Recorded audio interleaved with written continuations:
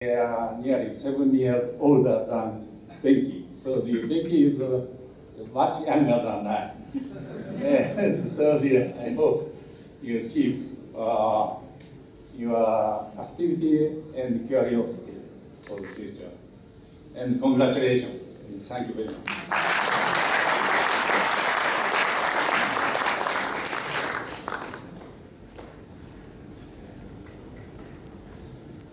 Too late? Any more? I just want to gauge how many more people will be talking. Okay, I'm going to be brief because I think we have a bus waiting outside. So I was, of course, racking my brains, and now here I'm the last person maybe to say something, trying to find an angle, opening, and then I remembered that Ramesh had given his felicitation, at the beginning of his talk, and he said that the first time he met Venky, walked into this room and he said, looked like a Bollywood movie star. But I don't think he said which. I think he was leaving that to imagination. So I have found my opening. So Venky is Amitabh Bachchan. Okay? Maybe not all of you know who Amitabh Bachchan is, but in Hindi cinema, okay, I can say something about this because my wife is from India, went to the same IIT as Venky. So in India, you have Bollywood movie stars, and then you have Amitabh Bachchan, right? It's on a different level, right? It spans so many generations, and really, actually, if you really want to learn about Venky, Amitabh Bachchan, or Venky, I keep getting the two confused. But Ramesh actually, so if Venky is to Amitabh Bachchan as Ramesh is to Shah Rukh Khan, right? That's true? Yes? Yes? Okay, there's another reference that only some of you will get. But actually, I went onto YouTube and I watched a narrative from Shah Rukh Khan describing Amitabh Bachchan, and he was just the reverence that he had is exactly the sentiments that I'm feeling, and I think many of you are also feeling. Just absolute reverence. He'd say, I don't want to be like Amitabh Bachchan. I wanted to be him, right? And that was and also just the character and just elevating, well, in this case, science to greater level, and if you think about in science, there are very few people who you really want to study very closely to understand what makes them tick, how they work, how it is that they can come up with such great innovations, right? If you think who in this room was not impacted by Sholay, by pulse laser deposition, right?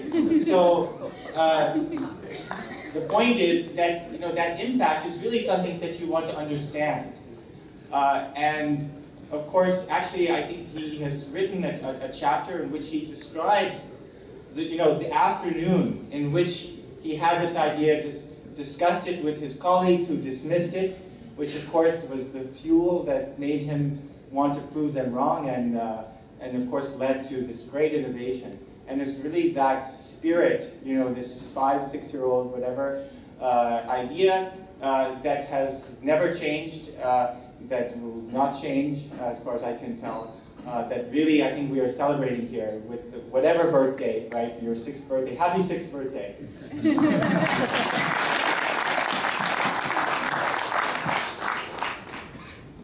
you want to? Okay, that's the final.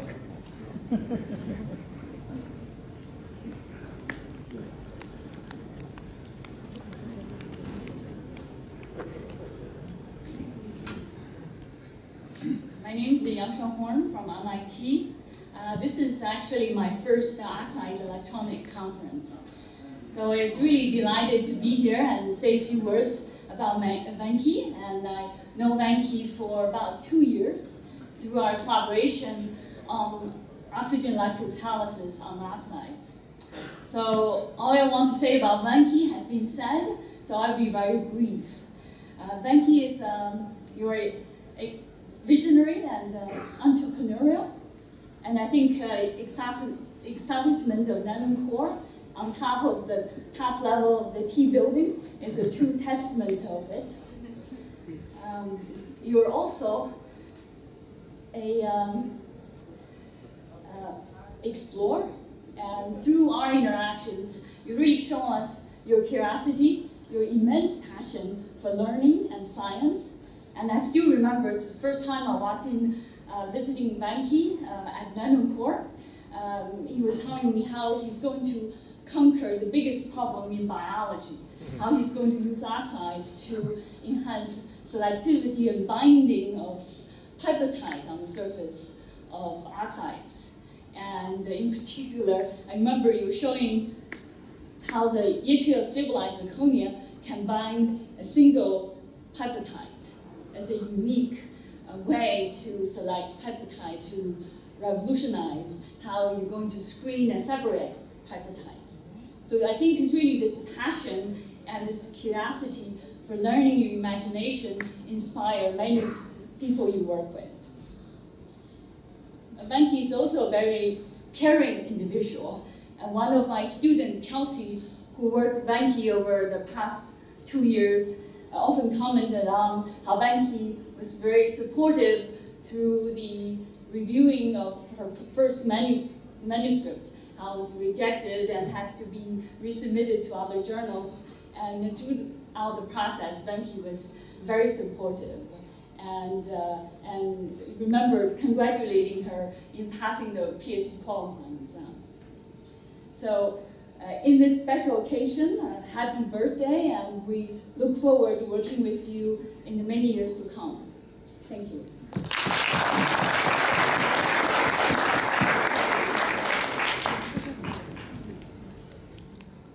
Now we have prepared a celebratory gift for Venky, and I'd like to call upon Ariando to come up to represent the WOE fraternity, Hans to represent the international community, and I'll represent the colleagues here in the US. Venky, please come.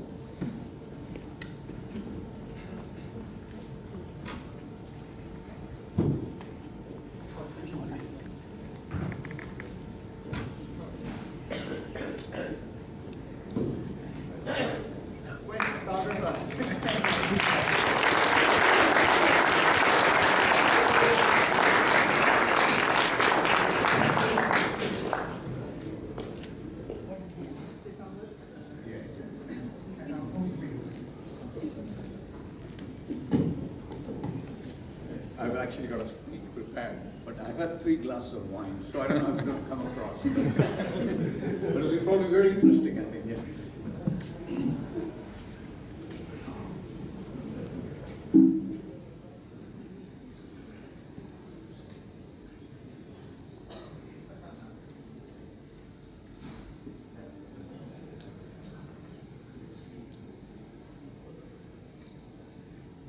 Maybe I'll just start talking basically.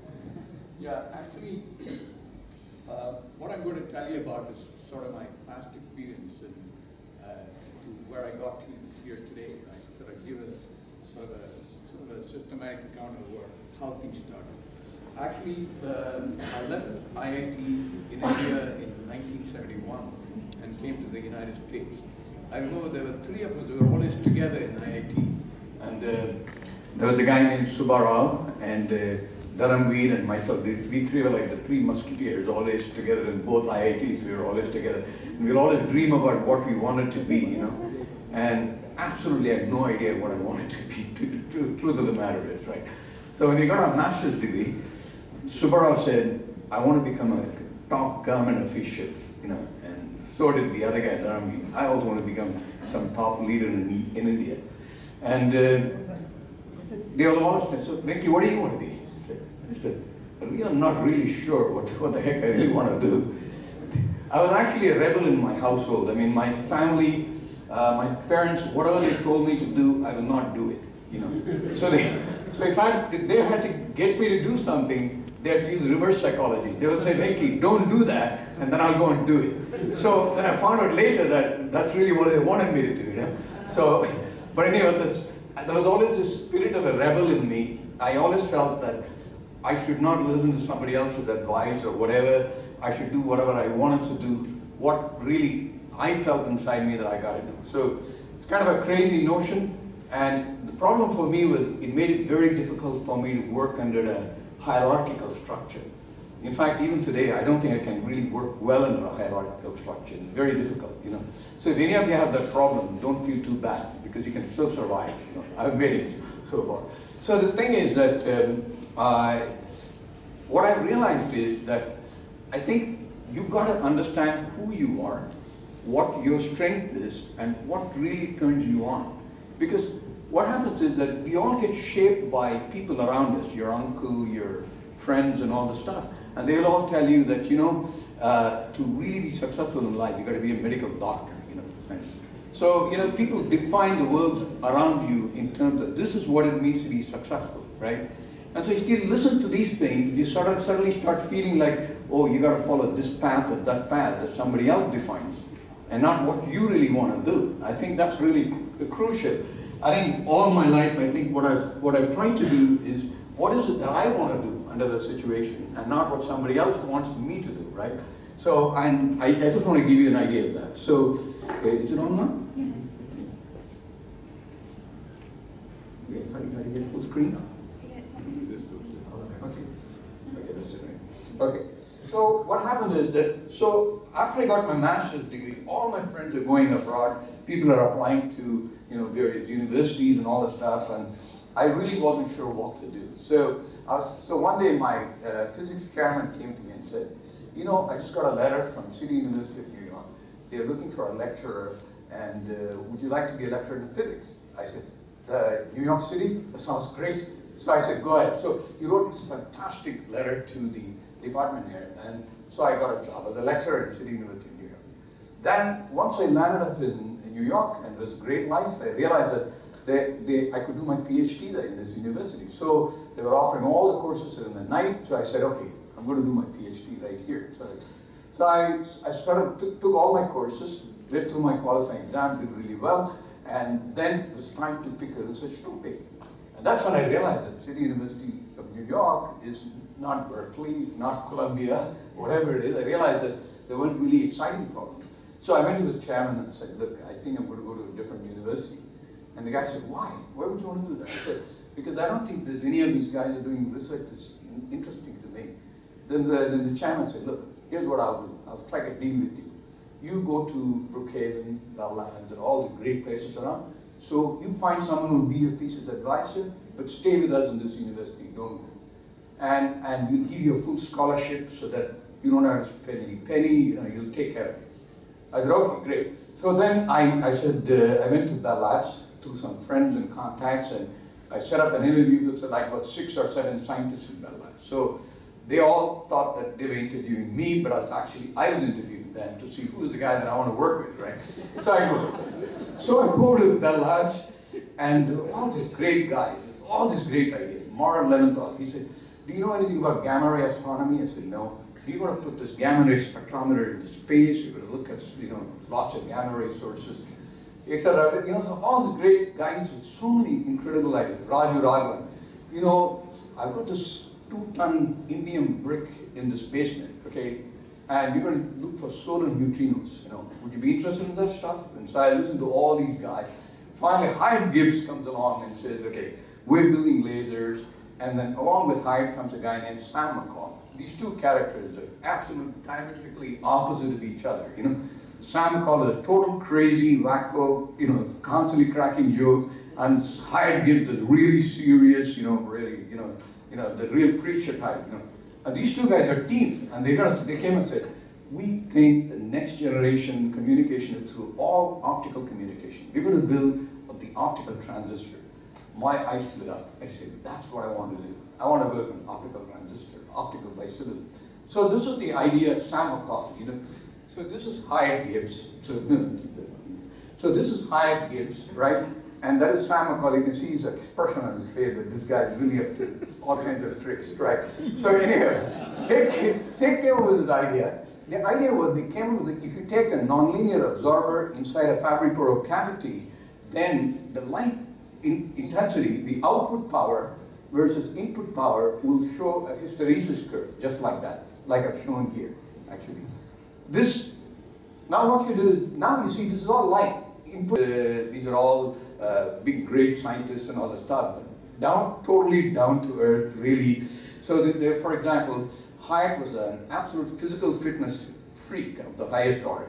So they, Hyatt and Sam had a bet that in the JC's walkathon, which is a 20-kilometer walkathon, that they're going to challenge each other, who's going to beat whom, right?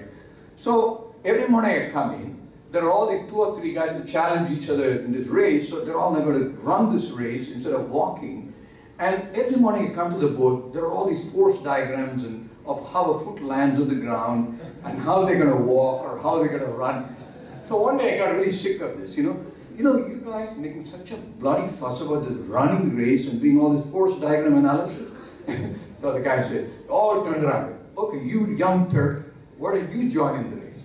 Oh, sure, I should get my mouth shut. So I got sucked into this marathon where I had never run more than, say, 5 kilometers, and now I've got to run 20 kilometers, right? So one day, this JC's marathon comes, and all these Cliff Circle, Hyatt, all these guys all lined up, and I'm noticing them. They're all taping their feet with some tapes and putting some special socks and all this stuff. I just slipped on my bloody sneakers and come there like in my shorts. And these guys are like real pros.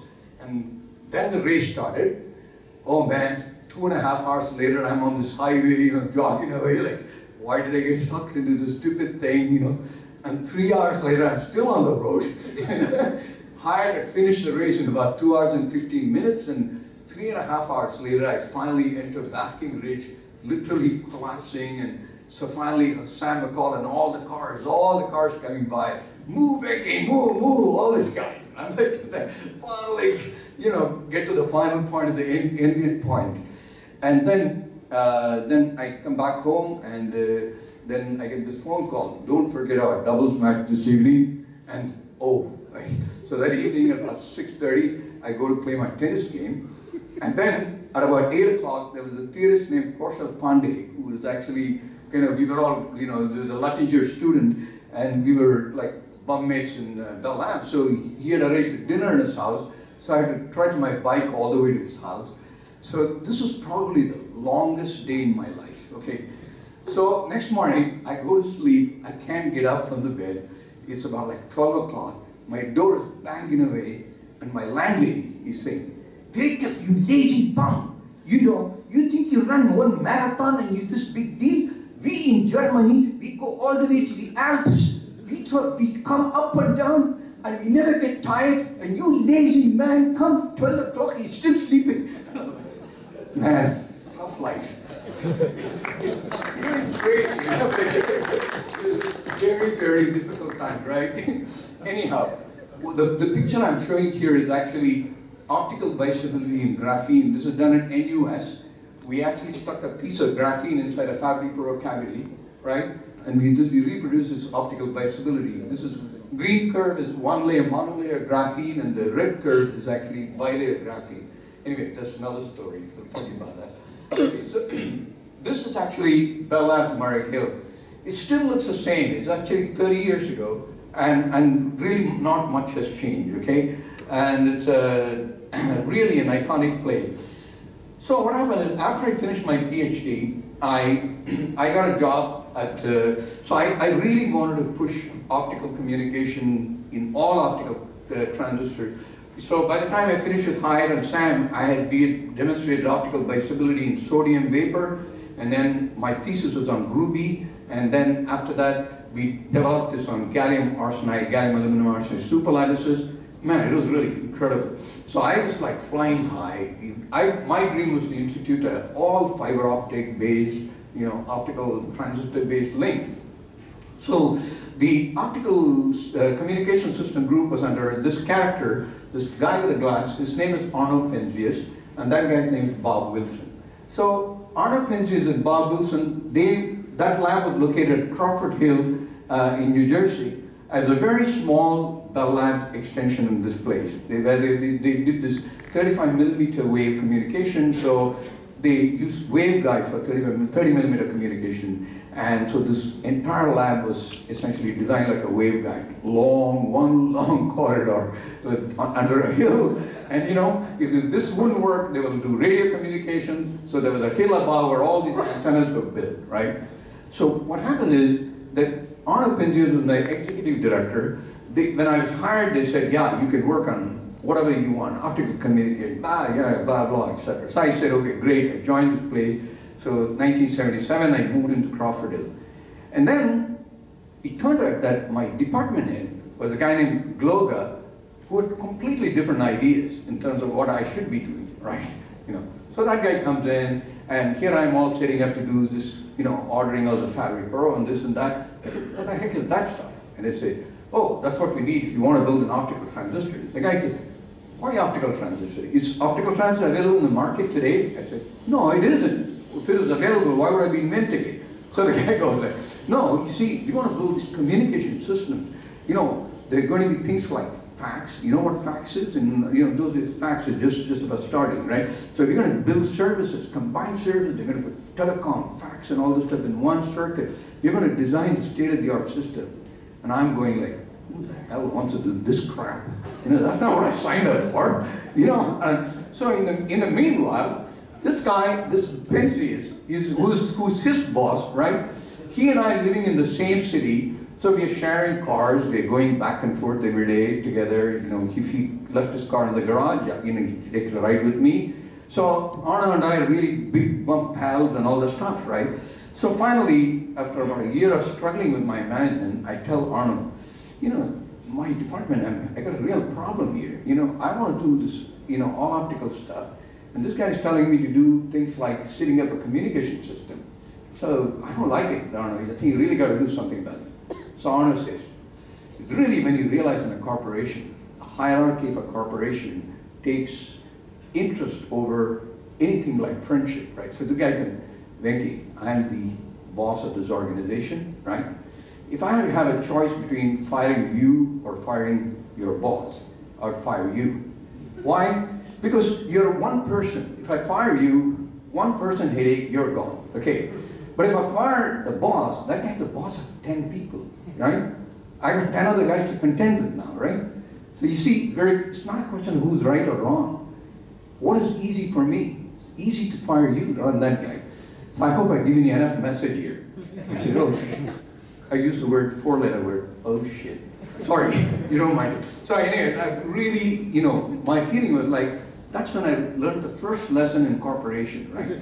Your first level manager, this is, I tell all my students, make sure your first level manager shares the same vision as you. Otherwise, you're screwed, basically, right? Because you're going to have the same vision. Otherwise, it doesn't matter. Even the higher level managers, you befriend them. You can never get around your first level manager in a corporation, basically. Because in a corporation, hierarchy is very important, So they will not, fire a lower, higher level manager just for a higher level guy. It doesn't work that way, right? So I said to myself, I really got to do something. I got to get out of this place, right?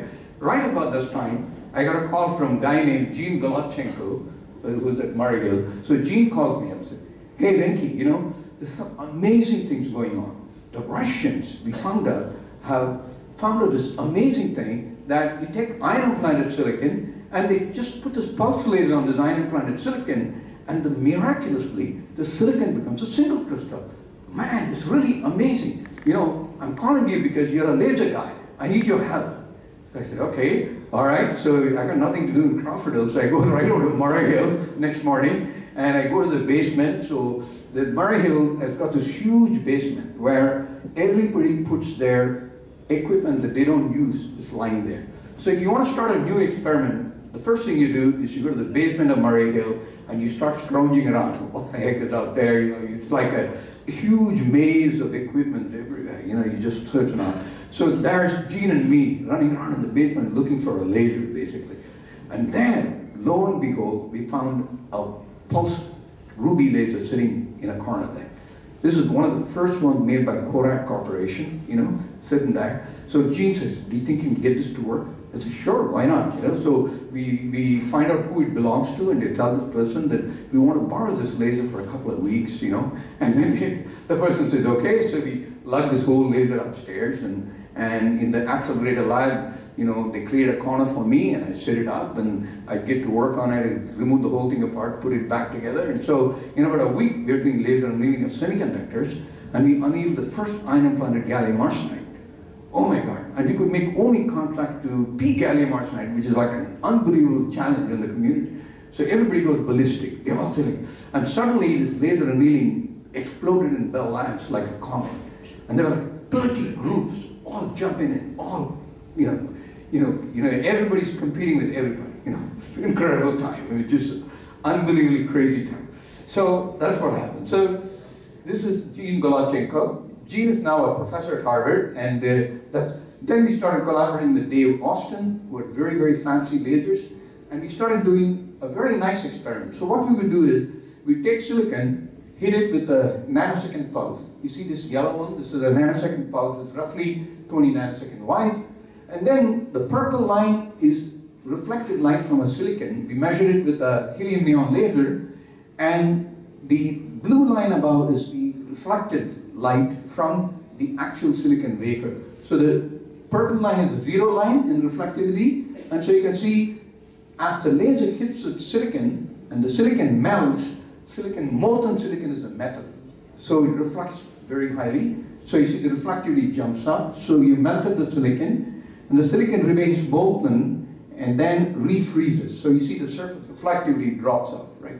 This is a very elegant technique for us to actually measure the melting of the silicon, and we could correlate this with a lot of very interesting stuff, right? This data is taken from NUS. We just have this thing set up right now. Why am I doing this again? Because we want to look at now all these oxides, right? We don't have the phase diagram of a majority of these oxides. And we want to study the melting of these oxides and see, what kind of transformation take place. It's like doing Czochralski growth in a nanosecond time scale, basically, right? That's really what it is, right? So it's going to be some exciting stuff we're going to do here, okay? So, next, so what happened is, meanwhile, this problem with Crawford continued, right? So, Walter Brown was one of my competitors in the laser annealing thing. I told you about the 30 groups in Murray Hill, we're all competing with each other. Walter was one of my competitors.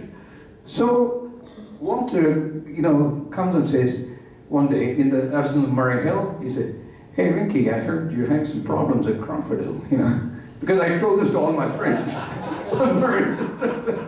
So Walter said, "Heard you're having some problems out there." Oh, shit. I go like, "Oh, Walter, you get one guy wanted to hear my problems." I core dumped immediately, like all the problems I'm having there at Crawford Hill. So Walter said, "Look, we're starting a program now on focused ion beams, okay? You see, now we think there's a new ion source called liquid metal ion source that's been discovered, and we really would like to put this and create a focused ion beam. And there's a guy named Al Wagner we have hired from Cornell, and we want to form a team with him. Would you like to work on that stuff?" I said, "Sure, why not? That sounds a hell of a lot better than telephone systems."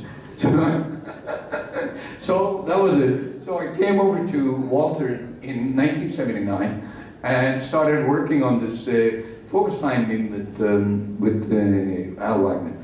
The liquid, I don't know if any of you have ever looked at a liquid metal ion source in operation. It's just the most unreal thing. It's just all it's just a needle, right? And you apply a voltage, and